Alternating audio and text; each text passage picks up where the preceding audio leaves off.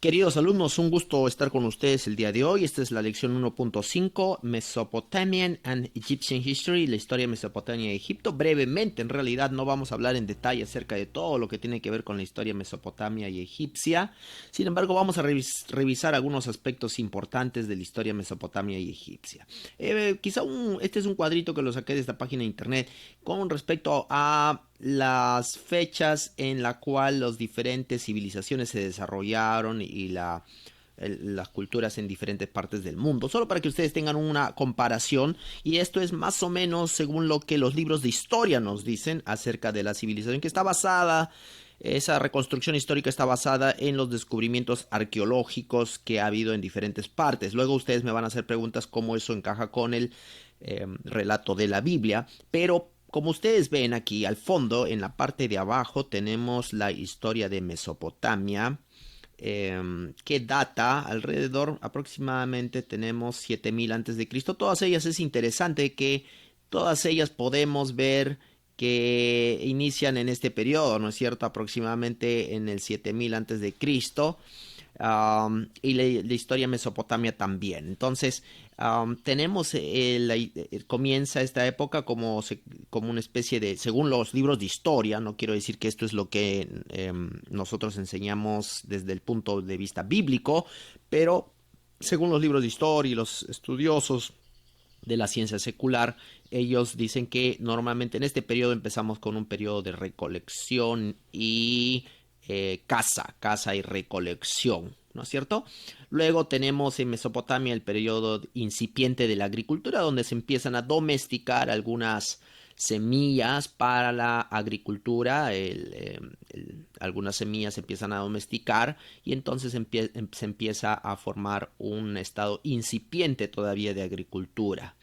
Luego tenemos la etapa formativa, donde ya la agricultura ya es un poquito más formal, ¿no es cierto?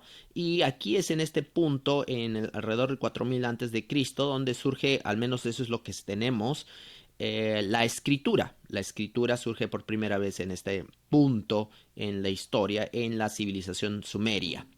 Entonces, la cual se conoce como la civilización más antigua de la cual tenemos noticia.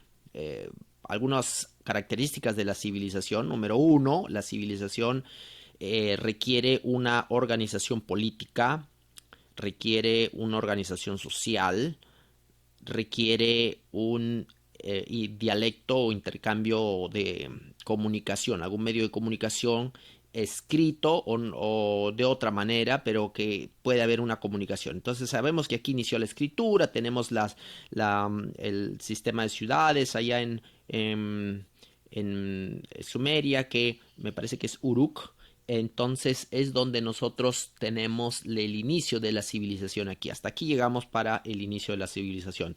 Se edifica el templo de Inanna aquí, y empiezan a haber construcciones, empieza a haber una estructura arquitectónica que nos señala el inicio de una forma organizada de sociedad. Entonces, en términos arqueológicos, esta primera parte se conocería hasta aquí, se conocería como el neolítico. El neolítico, aquí comenzamos con el neolítico, ¿no es cierto? Muy bien. Después voy a ir más en detalle a los periodos específicos. Pero aquí vemos que en Egipto se desarrolla esto de manera similar. Sin embargo, Egipto tiene es muy similar a lo que pasa en Mesopotamia, con un pequeño retraso. Sin embargo, es muy similar. Así que estas dos civilizaciones, Egipto y Mesopotamia, son bastante antiguas, son las más antiguas de las cuales tenemos noticia.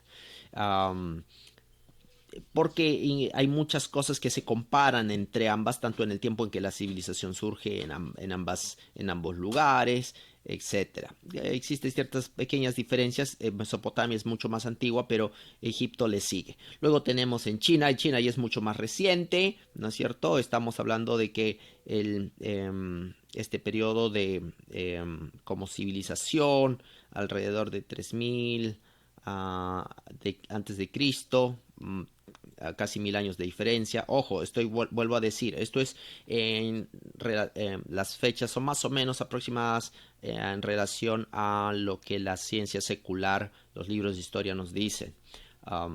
No lo tomen. Y además también existe discrepancias, van a encontrar algunas discrepancias en cuanto a las fechas entre libro y libro. Algunos pueden ir un poquito más acá, otras pueden ir un poquito más allá.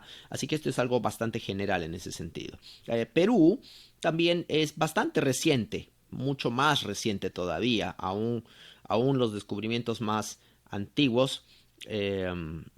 Parece que hace poco se descubrieron algunas otras momias. No datan como una civilización anterior a la civilización mesopotámica. No datan.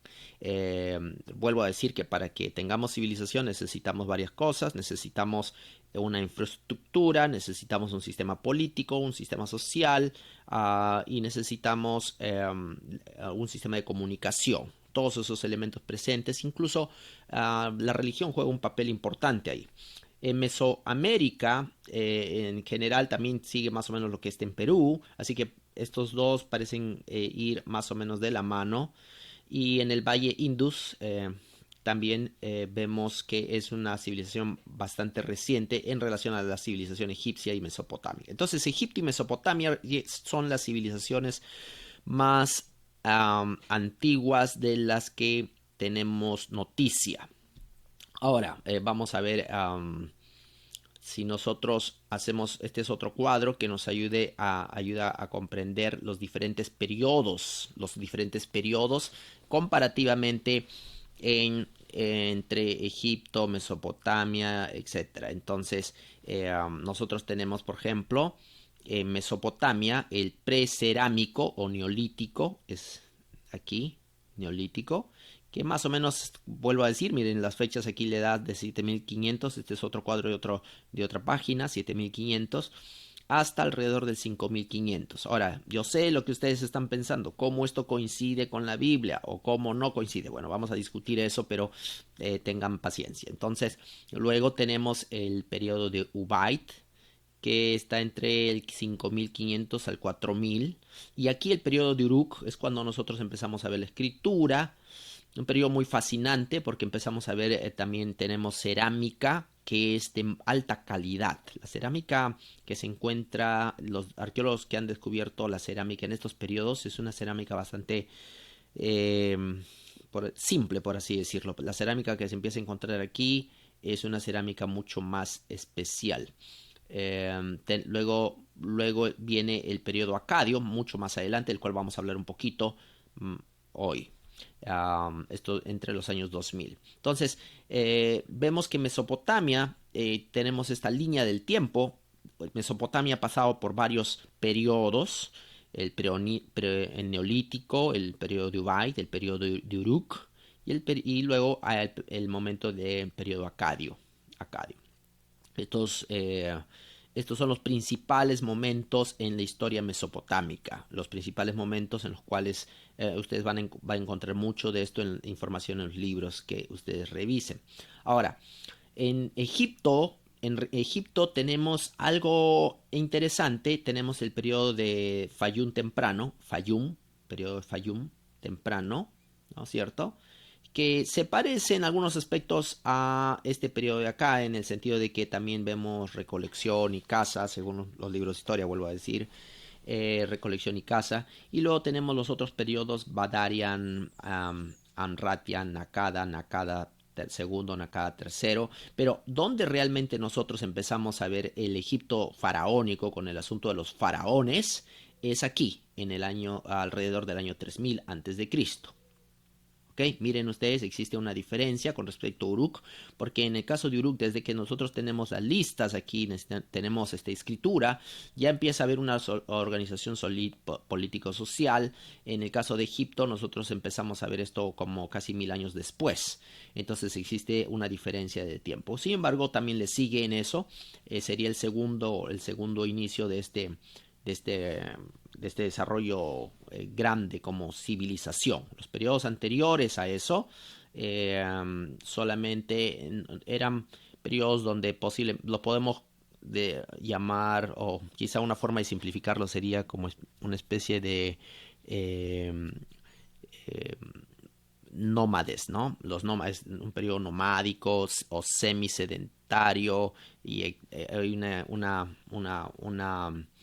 una línea tenue entre esos dos. Ahora, escuchen con cuidado lo que voy a decir. ¿Cómo explicamos eso desde el punto de vista bíblico? Lo vamos a ver, pero más o menos eso es lo que los libros de historia nos dicen. Luego, entonces, la historia de Egipto empieza aquí como el Egipto faraónico, como la dinastía temprana, y luego el imperio antiguo, el imperio medio, el imperio medio, y el nuevo imperio. Son estos momentos principales. Luego voy a ver en detalle la historia egipcia, porque acá todavía hay periodos intermedios, pero estos más o menos son los periodos más importantes de la historia egipcia. Ok, entonces comparando la civilización mesopotamia y egipcia, vemos que existe un poquito más vemos más antigüedad en la civilización mesopotamia, un poco la civilización egipcia un poco más reciente, ¿ok? Entonces, a ver, vamos a ver si es en este punto.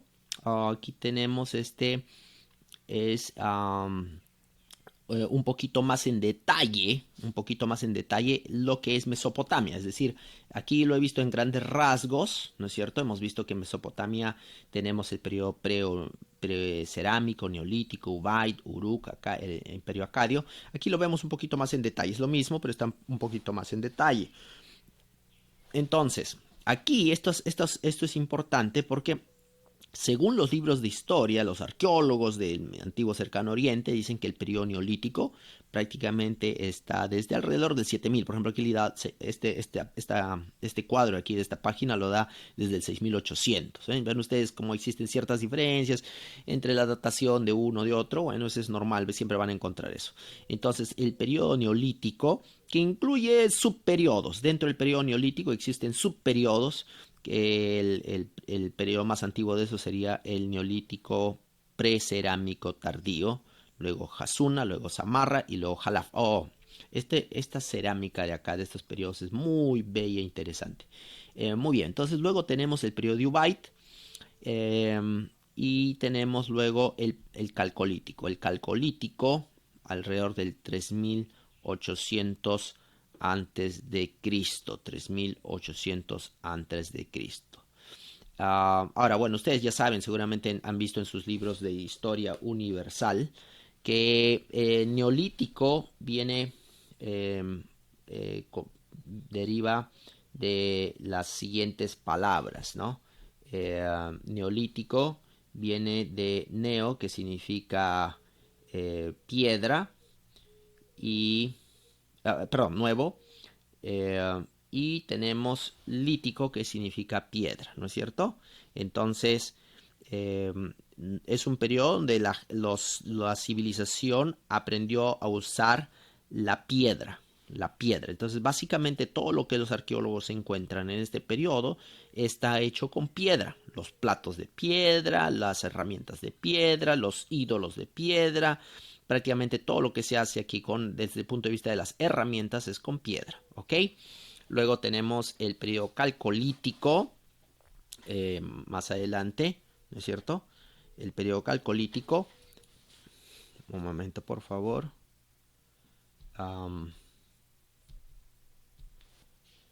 Ok, entonces tenemos aquí el periodo calcolítico.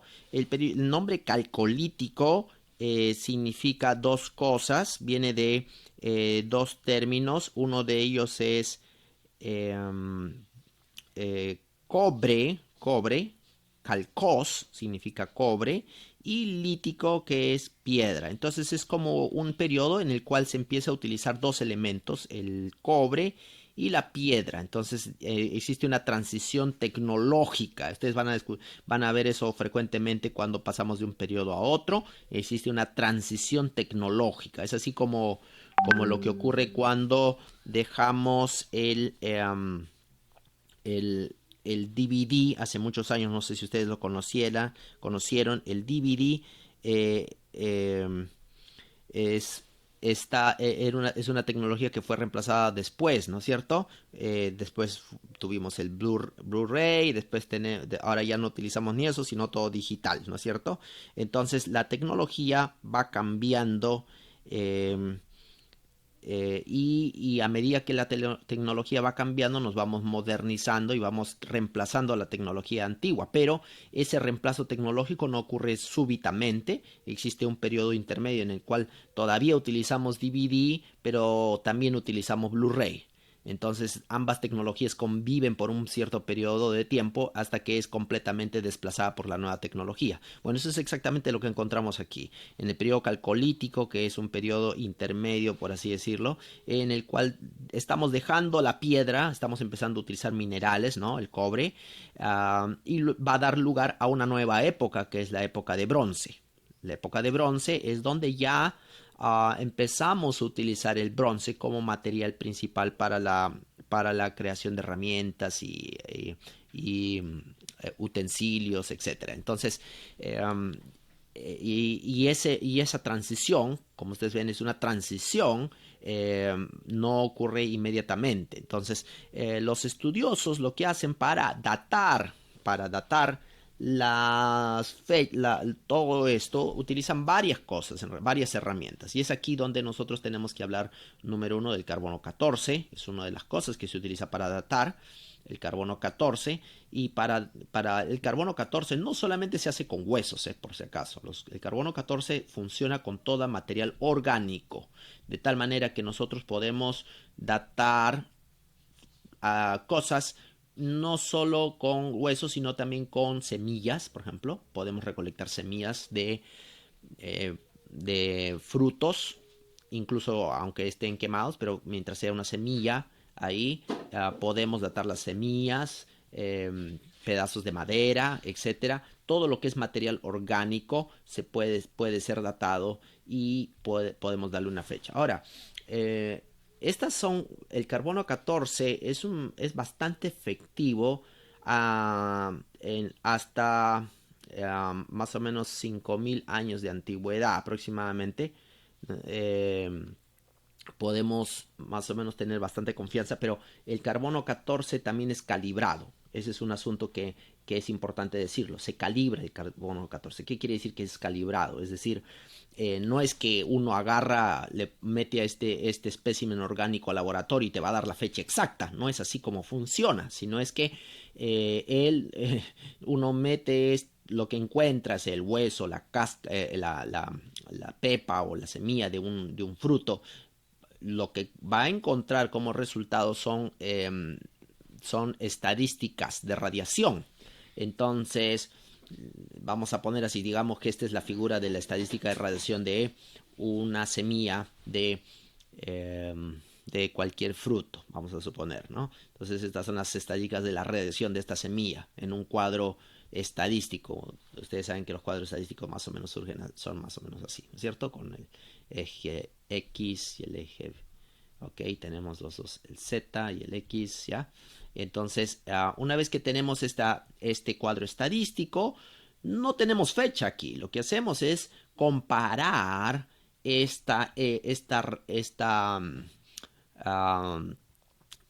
esta escala radiométrica, esta radiación que encontramos aquí con otros objetos para ver las similitudes. Entonces, digamos que encuentro otro y este de aquí, vamos a suponer que se encuentra aquí, tiene tiene la siguiente forma, Estoy tratando de simplificar, ¿ok? Así que para aquellos que van a escuchar este video y tienen más información con respecto al carbono 14, van a tener un poco de paciencia porque estoy tratando de sobresimplificar los aspectos relacionados al carbono 14 en favor de la didáctica. Entonces, digamos que encuentro una semilla, la semilla 1, ¿ok? Tengo esta figura del carbono 14, las propiedades radiométricas de esta semilla. Y tengo una semilla 2, que esta va a ser la semilla 2. Y en la semilla 2 encuentro lo siguiente. La forma radiométrica que encuentro es lo siguiente. Va a ser así. Entonces, comparo estos dos cuadros y digo, oh, Lo que pasa es que esta semilla que está acá, la que está acá, más o menos corresponde a lo que está acá, ¿no es cierto? Y hago una comparación entre ambos. Entonces nosotros vemos cuáles son las semejanzas de la radio, de las medidas radiométricas de ambos objetos, y por comparación empiezo a establecer fechas, empiezo a decir, oh, parece ser que esto es posterior a lo que está acá, en este caso le está faltando el pico, este pico que está aquí, que vemos aquí, le está faltando este pico. Entonces este material sobrevivió y tenemos aquí la indicación, tenemos aquí un pico radiométrico que este de aquí no lo tiene. Entonces quiere decir que este material que estamos en el material la semilla 2 es posterior a la semilla 1.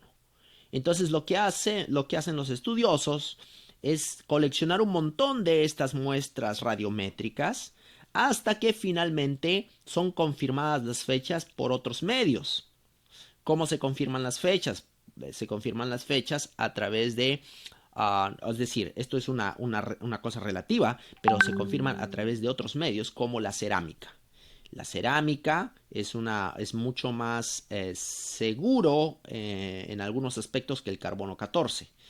¿Por qué? Porque en el estudio cerámico se puede ver la evolución de los objetos de manera lenta y uno puede establecer fechas con un poco más de precisión, digamos, no más de precisión, sino con más confianza quizá. Entonces, son confirmados por la cerámica, son confirmados por documentos históricos.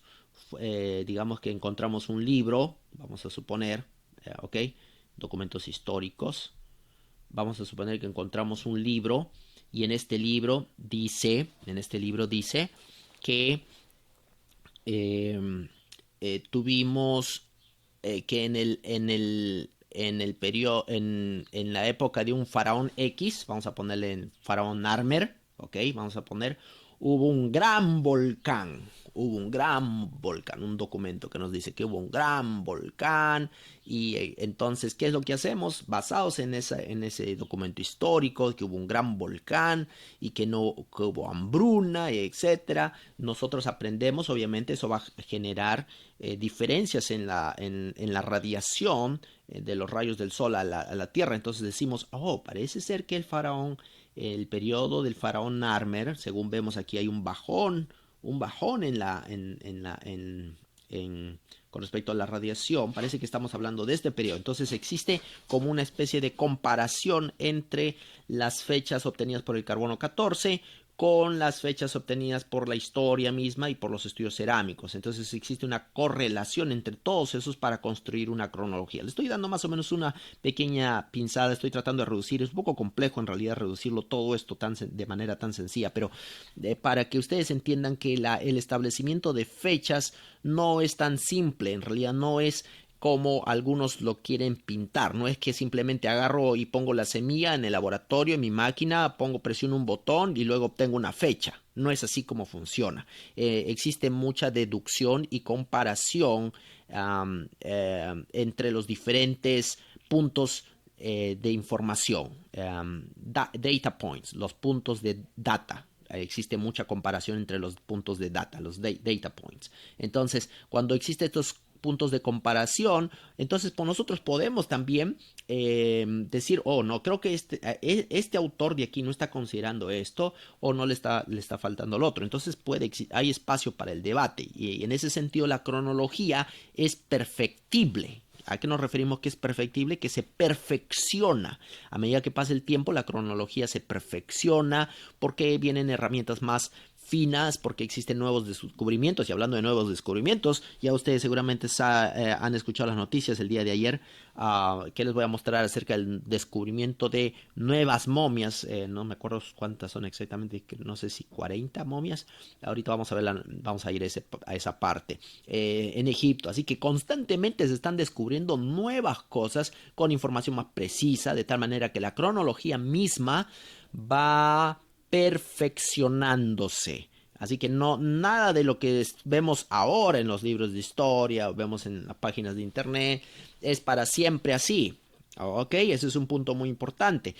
Siempre tenemos que verlo con cierta medida de escepticismo porque no es 100%. Ese es un punto que coincide o que, con el cual nosotros tenemos que explicar cuando hablamos con gente que habla acerca de, oh, estas son las fechas que la arqueología tiene. Bueno, sí, estas son las fechas que se han establecido con la arqueología, sí, pero esas fechas son perfectibles. Son perfectibles y siempre están en revisión. Y vamos a ver eso en relación a la historia egipcia, cómo incluso tenemos diferentes sistemas de datación. Por ejemplo, bueno, aquí hablando de cerámica, este es una pieza de cerámica, me parece que es del periodo Halaf, si no me equivoco. Lo que hacen los estudiosos de cerámica para determinar las fechas es, bueno, primero tienen que estudiar la cerámica, la composición de la cerámica, se estudia la composición de la cerámica, si hay decoraciones, como en este caso tenemos decoraciones, la forma y todas estas cosas se combinan para hacer un estudio de cerámica. Esto se lee, esto es una especialidad dentro de la arqueología, el estudio de la cerámica. El ser ceramista, mi tesis doctoral es sobre cerámica, así que esto de aquí es una ciencia, el estudio de la cerámica es una ciencia que nos da, es la columna vertebral de casi todos los descubrimientos arqueológicos en realidad, mucho más utilizada que el carbono 14. Muy bien. Tenemos entonces en el inicio de la civilización, vamos a hacer un poco de historia aquí, en el inicio de la civilización en Mesopotamia, el periodo Uruk, es de donde tenemos este vaso, bueno, el vaso de Uruk, perdón, el vaso de Huarca. El vaso de Huarca en el cual se encuentra, aquí tenemos en el lado derecho el vaso de Huarca, es una de las ha sido una de las piezas más preciadas de historia porque dibujan la sociedad alrededor de los años 4000 antes de Cristo, según la cronología de la cual ya estábamos hablando hace un momento, ¿no es cierto? Entonces, tenemos en este dibujo de la civilización en ese entonces, no sé si ustedes se fijan, tenemos aquí algunos elementos, tenemos en la parte de abajo tenemos la ganadería y la agricultura. Estas cosas se estudian con detenimiento. Entonces tenemos la ganadería y la agricultura, ¿no es cierto? Animales que parecen ser animales de sacrificio, porque son ovejas, ¿no? En relación a la Biblia, ovejas y machos cabríos. Y tenemos agricultura, así que el fundamento de la civilización, la ganadería y la agricultura, que luego es seguido, y aquí tenemos estos hombres desnudos. Interesante, estos hombres que están desnudos llevando algo en sus manos. Ellos son sacerdotes. La desnudez en ese periodo de la historia mesopotámica era considerada sagrada, es decir, la desnudez, porque el sacerdote está desnudo delante de Dios, de sus dioses, están tal como ellos son conocidos tal como Dios, es decir, no tienen nada que ocultar. Entonces, la desnudez está asociada a la divinidad, eso es un concepto muy interesante. Y aquí tenemos las ofrendas que ellos están llevando para la diosa. ¿Qué diosa? Hay una diosa que es la diosa Inanna, que está acá arriba. ¿Y cómo sabemos que es la diosa Inanna? Aquí está la diosa Inanna. La diosa Inanna, hay que estudiar, esto es el estudio iconográfico, es decir, el estudio de las imágenes. Hay todo un estudio iconográfico para estudiar estas imágenes. Aquí hay dos símbolos que son los símbolos de la diosa Inanna. Ella tiene varios símbolos, pero este es uno de sus símbolos. Y ven ustedes que aquí la gente está trayendo, incluso tenemos aquí, el que vemos aquí es posiblemente el rey.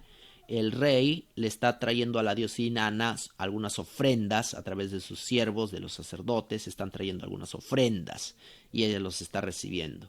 Lo que vemos en el lado derecho posiblemente son otros dioses menores, son dioses más pequeños que también están ahí. Entonces vemos este rito de esta división de la sociedad, del aspecto fundamental de la sociedad que es la ganadería y la agricultura, el sacerdocio, que sería como una especie de élite, y luego la monarquía y la divinidad. Entonces el vaso de Huarca nos revela estos estratos de la sociedad temprana en Uruk. en la cual vemos la agricultura y la ganadería como el fundamento de la sociedad. Luego siguen los otros estratos. Es interesante notar entonces que la sociedad siempre ha tenido esta tendencia a estratificarse, a generar una especie de élite para que sea como una especie de principio organizador.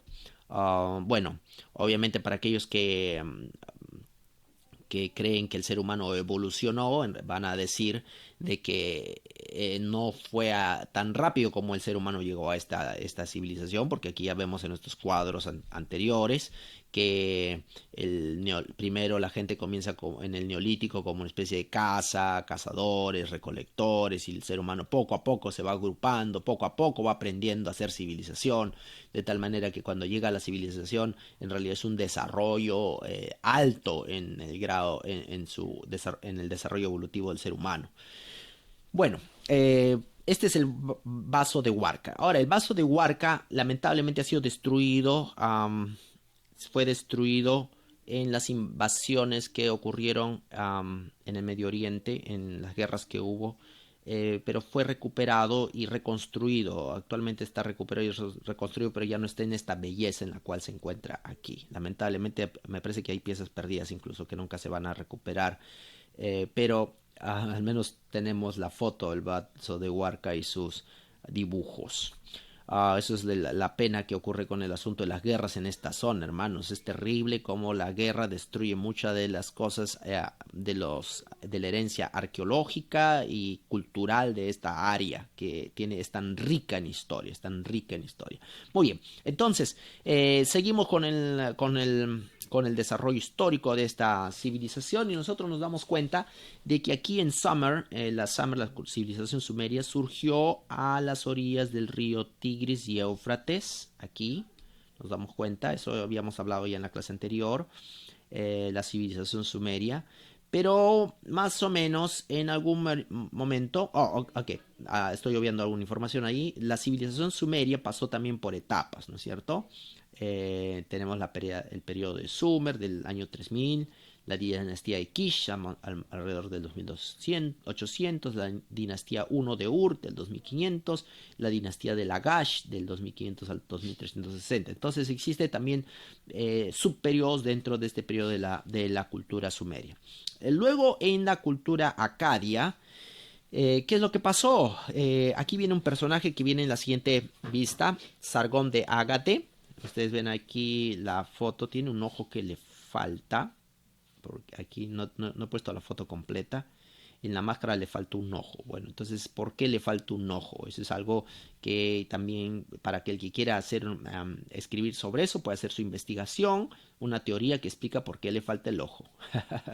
Entonces, aquí tenemos en esta civilización que surgió más o menos alrededor del año 2350, el imperio acadio, gracias a Sargón de Ágade, las campañas de Sargón de Ágade, de este personaje que está aquí, es el que unificó, como ustedes ven aquí, unificó toda esta área del antiguo cercano oriente. Es como que hizo una especie de gran imperio, podríamos decir el primer gran imperio realmente, el primer gran imperio del cual nosotros tenemos noticia, ¿no? Y entonces hay algunos estudiosos bíblicos que han comparado a Sargón de Ágade con Nimrod. Han comparado a Sargón de Ágade con Nimrod. Han hecho esa comparación. No sé si la comparación, no creo que la comparación, desde mi punto de vista, es muy correcta, ¿no es cierto? En la Biblia nosotros encontramos otros elementos, bueno, eso sería tema para otro momento, si Sargón de Ágade es un roto o no, pero me parece que no, esa comparación no es tan correcta.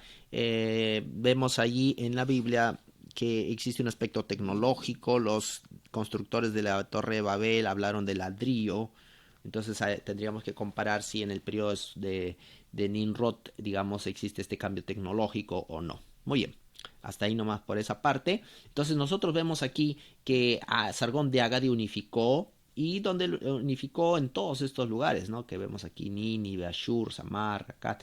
Por eso es que algunos ven aquí algo de Nimrod ahí. Muy bien.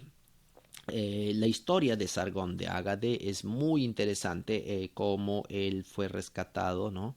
Eh, Perdón un momentito.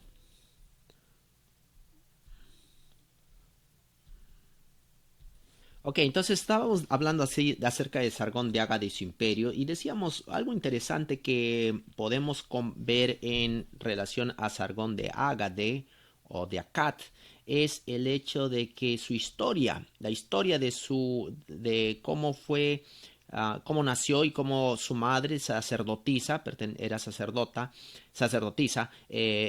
lo puso en una canasta y lo ungió con betumen, o algún tipo de permeable ahí, parecido a la historia de Moisés, y lo colocó sobre el río, y él fue rescatado de las aguas, muy similar a cómo fue rescatado Moisés. Bueno, no idénticamente, pero existe varias semejanzas. Entonces hay algunos que han visto esas semejanzas, y han analizado esas semejanzas como algo bastante interesante. Bueno, eso es un tema aparte, pero para que ustedes sepan la historia de Sargón de Ágade, cómo Sargón de Ágade fue rescatado de las aguas del río, y se convirtió en un personaje que fue el unificador, realmente una figura legendaria que unificó. Aquí me equivoqué hace un momento, este no es el ojo que fue destruido. En la otra parte de la máscara, toda esta porción del ojo que no se ve en esta foto, toda esta parte fue destruida, toda esta parte, y parece ser que fue a propósito. Entonces ahí hay algo interesante para aquel que quiere estudiarlo, está en el ensayo, puede elaborar una explicación, un ensayo de por qué ese ojo fue destruido. Muy bien, entonces Sargón de Ágade fue el que primer gobernante oficial de un imperio, por así decirlo, que tenemos en la historia, ¿ok? Uh, y que gobernó en toda esta área. Para aquel que quiera hacer alguna comparación con el relato bíblico, especialmente en relación a Nimrod, puede hacerlo tratando de ver si es posible esa comparación o no es posible esa comparación. Yo no voy a llegar a una determinación en este momento. Ok, entonces tenemos es el imperio de Sargón de Ágade, que dominó aproximadamente entre los 2400 al 2200 antes de Cristo, entre toda esta área, ¿no? Una área bastante grande, bastante grande. Muy bien. Eh, Quizá este es otro gráfico que nos explica un poquito mejor cómo el imperio acadio se extendió, ¿no es cierto?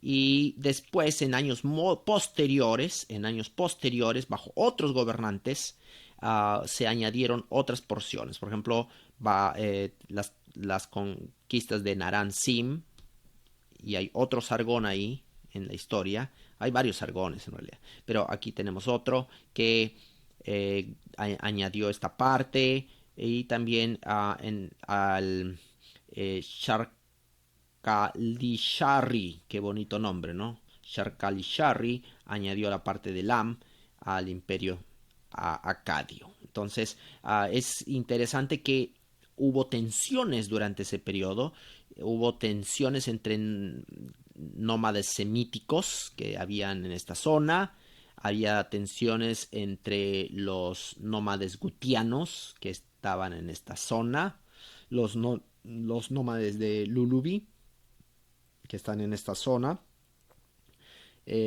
Siempre hubo tensiones, siempre ha habido, siempre habrá tensiones políticas de poder para gobernar. Así que es muy interesante ver cómo surgió el primer imperio del cual sabemos. ¿Okay?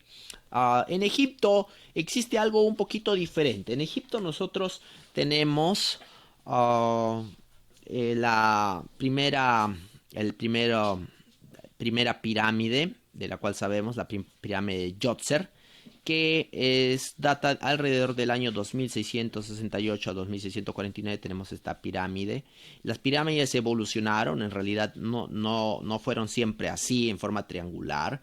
Cuando uno ve y analiza cómo las pirámides evolucionaron, primero eran escalonadas en esta forma, en forma de unas escaleras, incluso semi-rectangulares, por así, o como pirámide truncada, al menos algo así como esto. Vamos a ver si puedo dibujarlo quizá de manera un poquito grotesca. Más o menos algo así, como una especie de pirámide truncada en realidad, no completa, no es tan perfecta, pero más o menos así. Entonces, hubo un progreso en el desarrollo de la tecnología para elaborar pirámides. Los matemáticos egipcios iban haciendo sus cálculos para determinar la inclinación del ángulo correcto para poder elaborar, que soportar el peso. Hermanos, la ingeniería no es algo que es un invento de nuestro tiempo. Desde que tenemos el inicio de la civilización, tenemos evidencias suficientes de actividad de ingenieros que trabajaron para los gobernantes y que hicieron un trabajo espectacular. Muy bien, entonces tenemos después la pirámide de Khufu, la pirámide de Khafre, y tenemos así estas pirámides importantes en el Imperio Antiguo. Y luego tenemos el periodo medio. En el periodo medio tenemos aquí a la invasión de los Hicsos. Esta invasión de los Hicsos es algo muy interesante porque es en este periodo donde algunos comparan a los Hicsos con el pueblo semítico que dominó en el tiempo de José, ¿no es cierto? Entonces existe ahí algo interesante para los estudios bíblicos. Ahora, en el periodo anterior al periodo medio, en el periodo del reino antiguo, aquí, más o menos es aquí que sería el periodo patriarcal, un poco tardío a esto, el periodo patriarcal de Abraham, ¿no? El periodo de Abraham, eh, este es el periodo de Abraham aproximadamente, ¿no? Periodo antiguo, no exactamente aquí, pero más o menos a la última parte de aquí, ¿no? ¿Ok? Entonces, y aquí tenemos a José. Luego en el nuevo reino, alrededor del año 1500 aquí, con el faraón Hatshepsut, una de las faraones mujeres. Ha habido faraonas que se vestían iguales o sea, es decir, la representación iconográfica de ellas era idéntica a la de un varón. Estas faraonas eran personajes muy interesantes. Hatshepsut era uno de los personajes más interesantes que podemos estudiar en la historia universal. Y aquí tenemos a Moisés. Aproximadamente en esta fecha es cuando Moisés surgió como liberador del pueblo de Israel. Bueno, aquí tenemos otro gráfico un poco más detallado. Aquí algo que resaltar es que nosotros tenemos en Egipto algo conocido como el Bajo Egipto y el Egipto Alto. Es una división entre Bajo Egipto y Egipto Alto, y cada uno tenía su corona. Cada uno tenía su corona. Entonces, cuando hubo la unificación de ambos, y ahí les dejo para que ustedes participen un poco y averigüen, cuando se logró la unificación del Egipto Bajo y el Egipto Alto, cuando hubo esta unificación, entonces el faraón es aquel que lleva la doble corona. La doble corona, aquel que unifica el Egipto Bajo y el Egipto Alto. Ahí que tenemos una imagen muy interesante para cuando hablamos de este término, ¿no? De esta imagen de la doble corona. Alguien que lleva, es un término que también se ha aplicado en la Edad Media, ¿no? Para referirse a aquel que lleva incluso la triple corona. ¿Quién es aquel que lleva la triple corona? ¿No? El que gobierna no solamente los cielos, la tierra, sino lo que está debajo de la tierra. Bueno, eso es algo interesante, ese concepto. Y aquí viene este descubrimiento fascinante, el descubrimiento arqueológico de 59 sarcófagos sellados. 59 sarcófagos sellados. ¿Qué les parece? Un descubrimiento espectacular, el cual me gustaría que ustedes puedan leerlo en este momento. Vamos a dar un tiempo para que ustedes puedan leer. Es algo que ocurrió recientemente. Así que creo que existe incluso algunas páginas en español que hablan de este descubrimiento. Yo tengo esta que está en inglés. Vamos a buscar en internet si existe artículos en español. Pero esto es un descubrimiento impresionante. 59 sarcófagos descubiertos en Egipto recientemente. Esto es noticia, está fresca. y dónde fueron descubiertos, ¿no? Aquí tenemos el área donde fueron descubiertos. Tenemos, hablando de Djoser y la pirámide de Djoser. Aquí estas fotos, ¿no? Como ven, esta pirámide no es tan perfecta, bueno. Eh, en este complejo mortuorio, aquí en esta área es donde se ha descubierto esas estos sarcófagos que nos llevan a los primeros momentos de la historia egipcia, a los primeros momentos de la historia egipcia como civilización. Así que siempre existe el chance, por eso decimos, queridos amigos, cuando me dicen, pastor, no tenemos suficiente evidencia, no se ha encontrado. Bueno, no se ha encontrado la evidencia hasta este momento. Es decir, hasta este momento no tenemos noticia de tal personaje bíblico, de tal historia bíblica, pero espera un poco de tiempo quizá. Quizá la noticia venga incluso después de que tú estés vivo, muchos años después. Bueno, esto es lo que las arenas del desierto ocultan tesoros. Tesoros que van descubriéndose lentamente. Y todavía no sabemos, no tenemos todo el análisis de estos sarcófagos que fueron descubiertos. No, todavía no tenemos todo el análisis respectivo, pero estoy emocionado por saber las correlaciones con algunos aspectos de la historia bíblica, hasta qué punto podríamos relacionar o no, ¿no es cierto? Siempre la prudencia, no tenemos que primero ver la evidencia para ver hasta qué punto podemos correlacionar y en qué momento se relaciona o no se relaciona con la historia bíblica. Pero aquí tenemos nueva evidencia, nueva información, perdón, que ha surgido de esta área. Bueno, ustedes conocen las pirámides, entonces hablábamos del Egipto bajo, el Egipto bajo que surgió cerca del delta del río Nilo. Este es el delta del río Nilo, ¿no es cierto? El delta. Y el Egipto alto, y aquí en el Egipto alto hay una cosa increíble, no creo que he puesto la foto, pero aquí tenemos la represa de Aswan. La represa de Aswan es una de las maravillas de ingeniería de nuestro siglo, digamos, o bueno, ya no de este siglo, sino del siglo pasado, en el cual se transportó todo un complejo arquitectónico egipcio, pieza por pieza, de una parte a otra parte, porque se iba a construir la represa. Entonces, esto fue una maravilla, interesante. Bueno, eso es les dejo para su entretenimiento después, para ver. Esta es la cara del primer faraón de Egipto, el faraón Narmer, que muy importante, ustedes ya han visto un poco la historia en el video que están analizando. Muy bien, vamos a llegar hasta este punto. Entonces, espero, esta de aquí ya viene, esto es mucho posterior, esta es la imagen, el mural de, ¿cómo se llama este mural? Beni Hassan, me parece que es Beni Hassan. Que recuerda mucho, se tiene muchos paralelos con la historia de Jacob y José, ¿no? Jacob cuando llega a Egipto con sus hijos, cuando son invitados por José. Esta es un grupo de asiáticos, tiene la vestidura, la característica de un grupo de asiáticos que llega a Egipto, y entonces ahí vienen las similitudes con el asunto del relato bíblico. Muy bien, lo dejamos aquí, entonces espero que vayamos al espacio de preguntas y respuestas. Me estaba olvidando un detalle muy importante. Sí, esto. ¿Cómo se relaciona todo lo que hemos dicho con el relato bíblico? ¿Cómo se relaciona? Ok, aquí viene el asunto.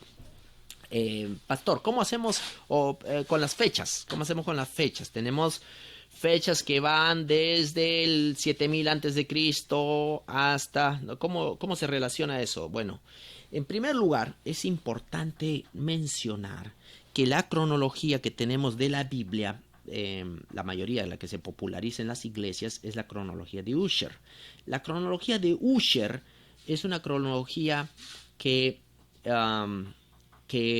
puede tener algunos problemas. Uno de los problemas puede ser el siguiente. Es uno de los problemas que puede haber en esta cronología de Ussher. Estamos diciendo puede haber porque no tenemos la última palabra para todo. Este es un tema en estudio todavía y en mi mente todavía sigue en consideración. Yo he escuchado a mis profesores hablar sobre este tema, ellos tienen sus posiciones, pero mi posición es que el tema todavía no está zanjado. Tenemos todavía que ser pacientes y estudiar mejor la evidencia bíblica y la evidencia arqueológica para ver hasta qué punto ambos coinciden o no coinciden y dónde se encontraría la mejor explicación.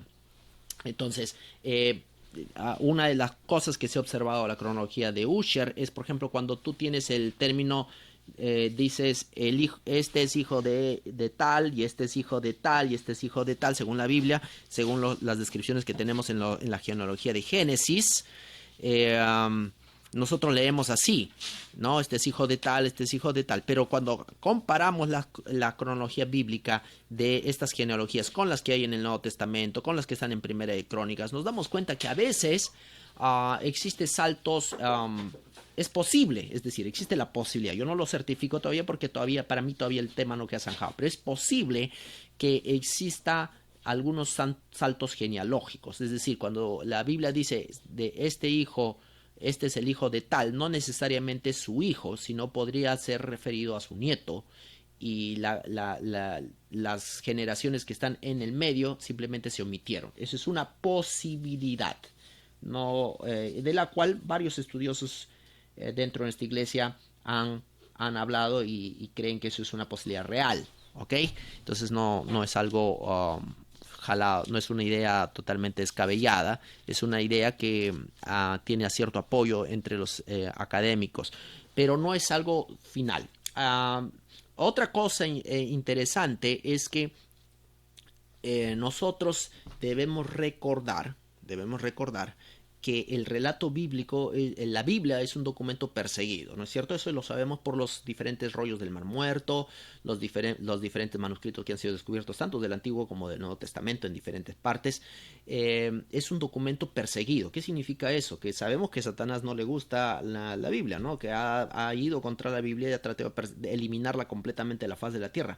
Es posible, es una probabilidad, que alguna parte de la información, cuando nosotros comparamos la genealogía, por ejemplo, de Génesis con la que se encuentra en la Septuaginta, vemos diferencias y las edades a las cuales nos lleva la cronología de la Septuaginta son mucho más altas en algunas partes que las que están en la Biblia.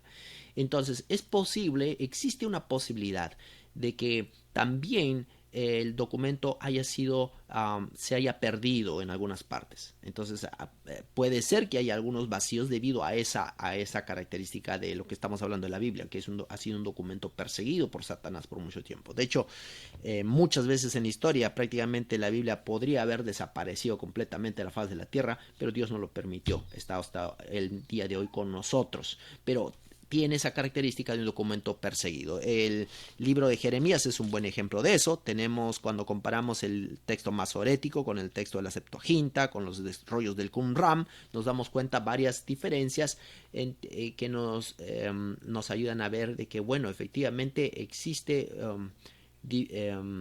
la posibilidad de que el documento de la Biblia haya sido perseguido, ¿no? Especialmente en ese momento de la historia. Recordemos que el pueblo de Israel estaba siendo deportada a Babilonia y los profetas, todos los documentos oficiales del pueblo de Israel, ¿no? ¿Qué es lo que ha pasado? ¿Qué es lo que podría haber pasado? Entonces el profeta Jeremías mismo fue llevado estaba en prisión en ese momento y luego fue a Egipto, etcétera. Entonces hay una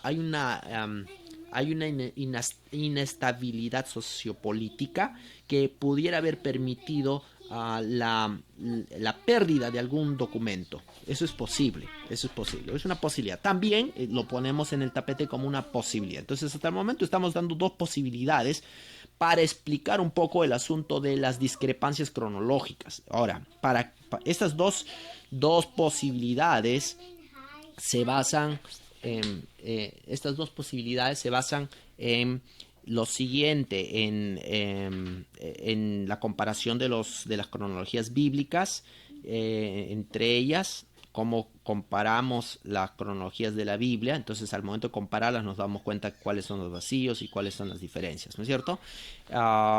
Y cuando vemos eso con la Biblia, Cuando vemos eso con la Biblia, nosotros nos damos cuenta de que es posible que pudiera, esa sería la explicación de, y también de los vacíos, ¿no? Los vacíos cronológicos, es posible que eso sea una explicación para las largas edades que hay. Si es que la Tierra tuviera, por decir, 10.000 años y no tuviera 6.000 años, eso sería una teoría, algunas explicaciones que apoyarían una vida más larga de la Tierra.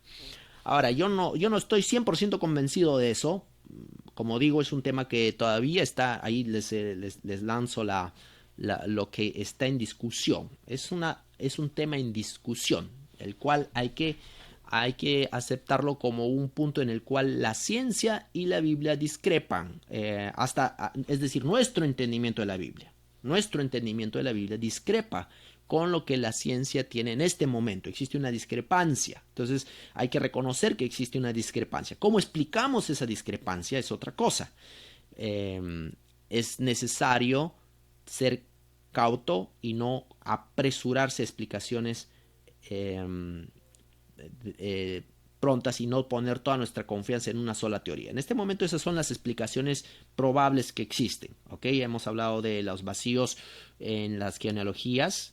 Esos vacíos pueden deberse al hecho de que la Biblia ha sido un documento perseguido. Esa es una explicación. Muy bien. La otra cosa es en relación al diluvio. Y aquí quizá en esta parte voy a retroceder quizá para poder ver en el gráfico de... Ok, en esta parte. Entonces voy a hacer una explicación tentativa de cómo nosotros podríamos correlacionar esto con la Biblia. En primer lugar, ya vemos aquí que los estudiosos hablan del neolítico como del 7000 antes de Cristo, etc. Ok, lo que yo creo es una posibilidad, es que muchos de estos periodos han sido... están extendidos innecesariamente. Es posible que haya necesidad de revisar la cronología. Obviamente, yo les digo esto con cuidado. Porque científicamente, es decir, desde el punto de vista de la ciencia y de los arqueólogos, esto no parece ser posible. ¿Ok? Es importante tenerlo en cuenta. Desde el punto de la ciencia, no parece ser posible que exista una falla en esto. Pero yo creo que existe lugar al perfeccionamiento ahí. Entonces, es posible que esta cronología sea mucho más larga de lo que realmente es. ¿Ok? Existe esa posibilidad por los mismos factores que les hablé acerca del carbono 14, el estudio de la cerámica y otras cosas. Es posible que estos periodos sean mucho más cortos de lo que realmente es. Obviamente se los digo a ustedes como creyentes en la palabra de Dios. Si esto se lo dijera a un grupo de arqueólogos, me tirarían piedra porque me dirían, no, estás en la luna, hermano, no puedes decir estas cosas. Ok, pero me parece que existe una posibilidad de perfeccionamiento en esta parte de la cronología. Eso está todavía por verse. Veremos conforme veamos más información, veremos si eso es posible o no es posible. Otra cosa que me llama mucho la atención es que los periodos comienzan con el asunto de, miren, de neolítico, calcolítico y bronce. Es decir, existen esta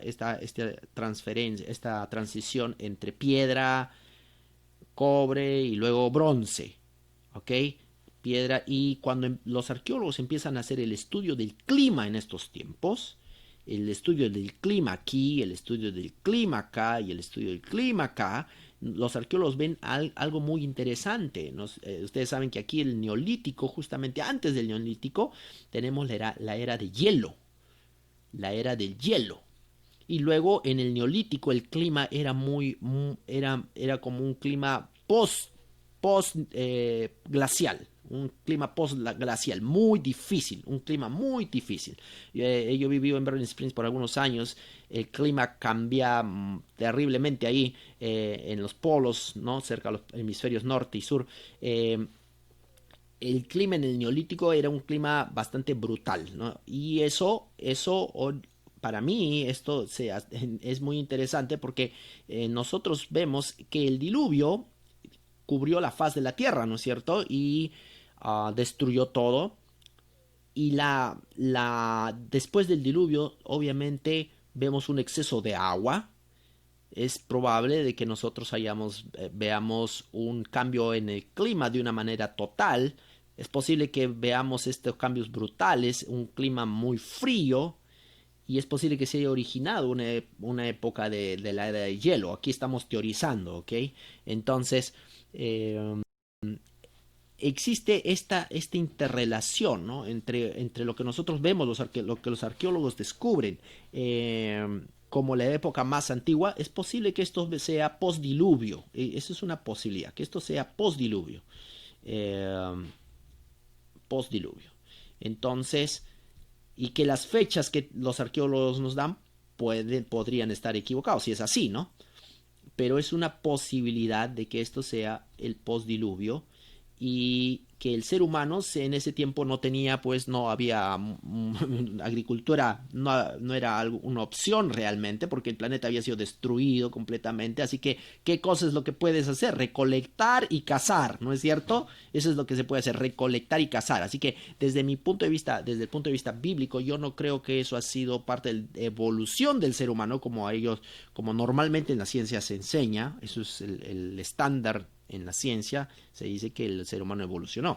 Para mí, como creyente, desde el punto de vista bíblico, me parece que una mejor interpretación sería de que Noé, cuando salió el arca y vio totalmente todo destruido, pues vio que bueno, ¿qué cosa vamos a hacer? ¿No? Tenemos toda la gente que vive en ello, tenemos que dedicarnos a cazar y a recolectar lo que podamos recolectar. Cazar y recolectar. Entonces esa es la descripción del neolítico, la caza y la colecta. Pero a medida que el clima se fue estabilizando, también se puede estabilizar otros procesos dentro del desarrollo de la civilización, como la agricultura. Y eso es justamente lo que vamos encontrando posteriormente. Entonces,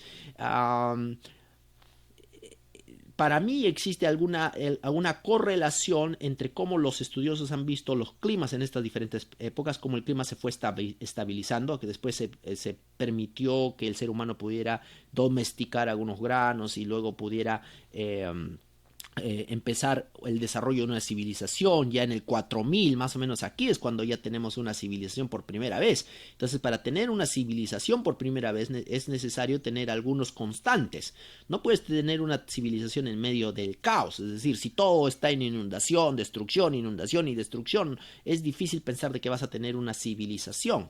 Entonces, parece ser que ya para esta época el clima se ha estabilizado al tal punto que se permitió el origen de una civilización. Eh, Obviamente, vuelvo a decir, es posible que las fechas no sean exactamente correctas. Esa es una posibilidad. Esto es lo que nos dice la ciencia hasta este momento, pero existe la posibilidad de revisión, como siempre lo vuelvo a mencionar.